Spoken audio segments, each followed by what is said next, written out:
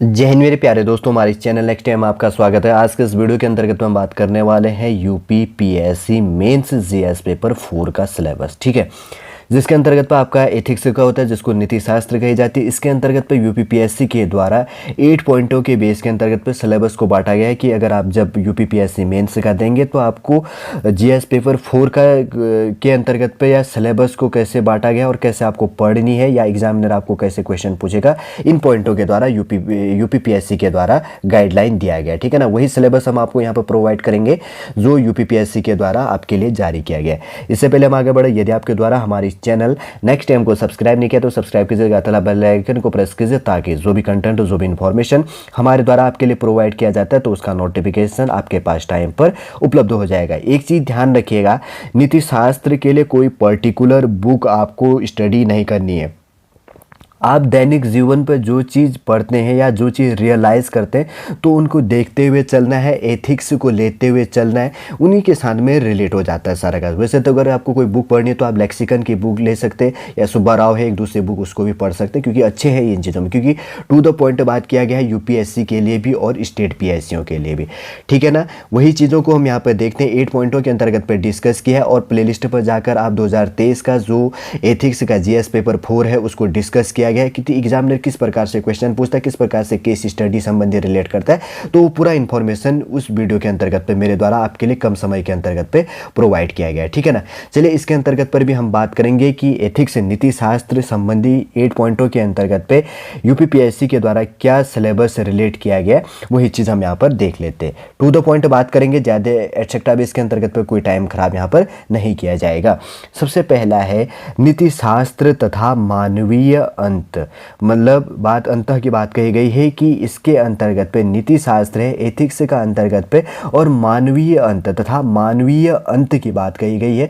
तो इसका संबंध क्या है, सबसे पहले बात कर रहा हूँ, संबंध हो गया मानवीय क्रियाकलापों में नीति शास्त्र का सार तत्व क्या है। क्या कहा गया है कि क्रियाकलापों में नीति शास्त्र का सार तत्व क्या है और इसके निर्धारक और परिणाम क्या है, क्या है इसके निर्धारक करने वाले कौन है और इसका परिणाम क्या है।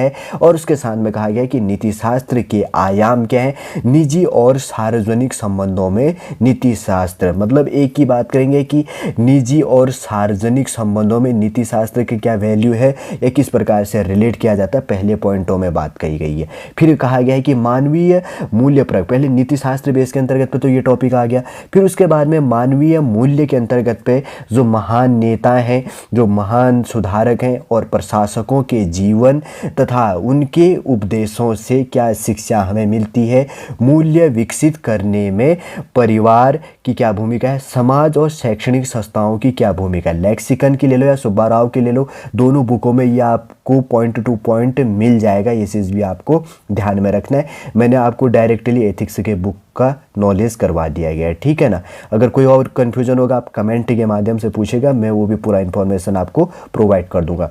उसके बाद में पॉइंट 2 की बात करेंगे तो अभिवृत्ति हो गया, जिसके अंतर्गत पे अंतर वस्तु होगी, कंटेंट जिसको कहा जाता है। फिर उसकी संरचना होगी, जैसे कहेंगे ना कि आपकी क्या अभिवृत्ति है, तो अंतर वस्तु कंटेंट बेस से रिलेट हो गया, संरचना हो गया, कार्य हो गया, विचार तथा आचरण के परिप्रेक्ष्य में इसका प्रभाव एवं संबंध हो गया। ठीक है ना, क्या कहा गया कि विचार तथा आचरण के परिप्रेक्ष्य में इसका क्या प्रभाव है तथा इसका संबंध क्या है, और नैतिक और राजनीतिक अभिरुचि किस प्रकार से, नैतिक रूप से और राजनीतिक रूप से आपकी अभिरुचि क्या है और सामाजिक प्रभाव क्या है, और सहमति पैदा करना, और किसी चीज़ के लिए जो भी होगा जहाँ पर टॉपिक रिलेट होगा तो सहमति पैदा करने की जो प्रोसेसिंग होगा अभिवृत्ति के बेस में, तो सारा का सारा इसमें आ जाना है। ठीक है ना, पॉइंट 2 के अंतर्गत पर भी आप समझ गए होंगे।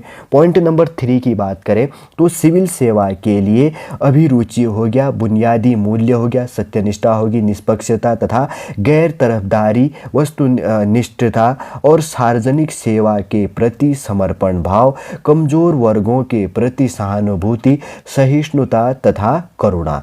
देखिए मैंने कहा ना कि आप लेक्सिकन की बुक लीजिए, आपको पॉइंट टू पॉइंट उसमें सारे के सारे टॉपिक मिल जाएंगे। आप सुब्बा राव ले लीजिए, उसमें भी टू द पॉइंट बात कही गई है, जिसमें बात कहा गया है कि कि सिविल सेवा के लिए अभिरुचि तथा बुनियादी मूल्य क्या है, सत्यनिष्ठा क्या है, निष्पक्षता क्या है तथा गैर तरफदारी और वस्तुनिष्ठता क्या है, सार्वजनिक सेवा के प्रति समर्पण भाव क्या है, कमजोर वर्गों के प्रति सहानुभूति क्या है और सहिष्णुता तथा करुणा संबंधी टॉपिक यहाँ पर रिलेट हो गया।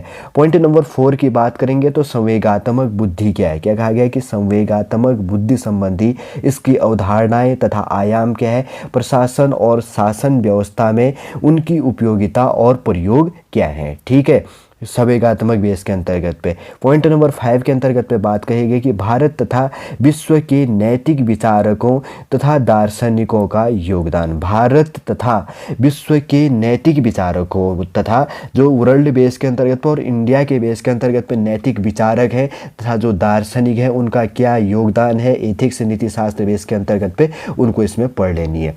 ठीक है, पॉइंट नंबर 6 की बात करें, लोक प्रशासनों में लोक सिविल सेवा मूल्य तथा नीति शास्त्र। स्थिति तथा समस्याएं इसके अंतर्गत पर रिलेट हो जाती है कि एडमिनिस्ट्रेटिव बेस के अंतर्गत पे एथिक्स का क्या रोल है, उसको यहाँ पर एग्जामिनर कह रहा है कि आपसे किस प्रकार से आप उसको लेते हैं। यदि आप हैं तो ऐसे करके समझ लेनी आपको सिलेबस को अपने ऊपर लेके।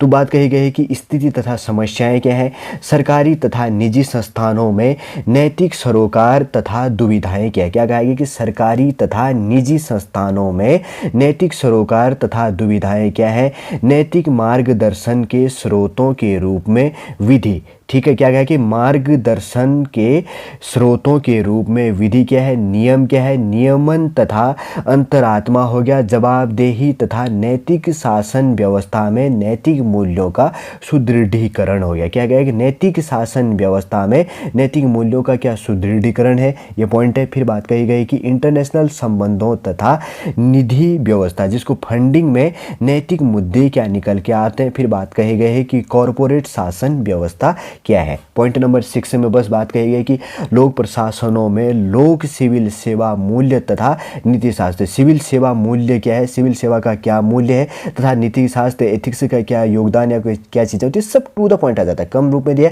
लेकिन आपको पढ़नी है। मैंने कहा ना कि आप कोई भी एक अच्छी सी नीति शास्त्र की एथिक्स की बुक ले लो, लेक्सिकन की ले लो, तो आप सब समझ जाएंगे एक बार में।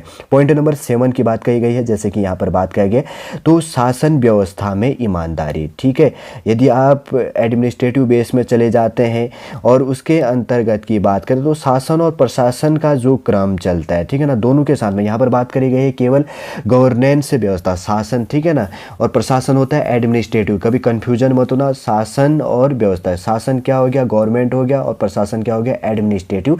तो गवर्नमेंट बेस के अंतर्गत पे, गवर्नेंस बेस के अंतर्गत पे कि शासन व्यवस्था में ईमानदारी, तो क्या होना चाहिए कि लोक सेवा की अवधारणा शासन व्यवस्था और ईमानदारी का दार्शनिक आधार हो गया। सरकार में सूचना का आदान प्रदान और पारदर्शिता होगी, सूचना का अधिकार हो गया, नीतिपरक आचार संहिता होगी, आचरण संहिता हो गया, नागरिक घोषणा पत्र होगी, कार्य संस्कृति हो गया और उसके बाद में सेवा प्रदान करने की गुणवत्ता होगी, लोक निधि का उपयोग हो गया और भ्रष्टाचार की चुनौतियाँ होगी।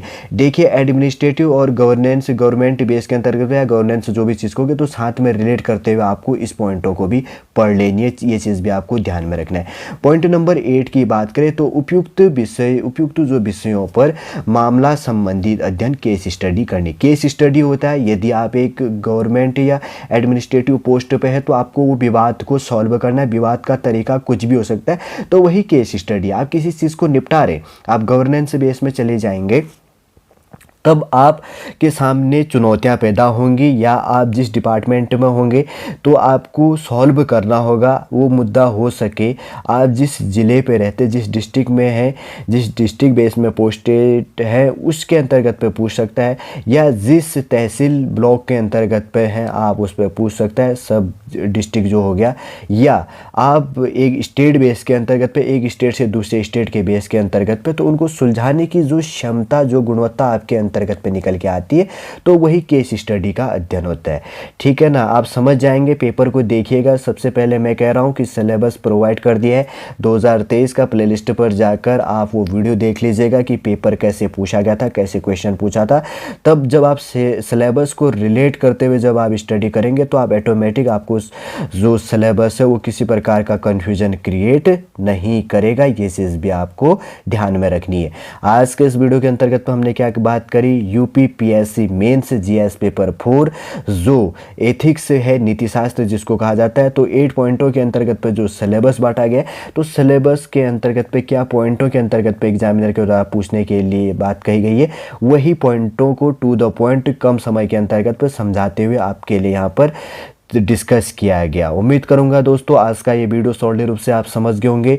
यदि आज का वीडियो आपको अच्छा लगता है तो लाइक कीजिए, कमेंट कीजिएगा और हमारे इस चैनल नेक्स्ट टाइम को सब्सक्राइब कीजिए। और नेक्स्ट क्लास के अंतर्गत पर हम बात करेंगे जीएस पेपर 5 जो क्लास चलेगा उसके अंतर्गत पर हम आपको डिस्कस करने के लिए नेक्स्ट क्लास के अंतर्गत पर मिलेंगे। जय हिंद, जय भारत।